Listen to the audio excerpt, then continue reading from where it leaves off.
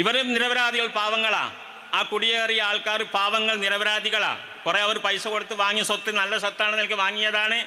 ചിലരൊക്കെ അതൊക്കെ മറ്റു പലരും കയറി കൂടിയതല്ലേ എന്നുള്ളവർക്ക് കയറി കൂടിയതാ. ഈ ഒരു വസ്തു വഖഫ് സ്വത്താണെന്ന കാര്യത്തിൽ ഒരു തർക്കമില്ല. അതിന് ആധാരമുണ്ട്. അതിൻ്റെ ആധാരത്തിൽ ആദ്യത്തിൽ തന്നെ പറഞ്ഞിരിക്കുന്നു, ഇത് വഖഫാക്കിയിരിക്കുന്നു എന്നാണ് പറഞ്ഞിരിക്കുന്നത്.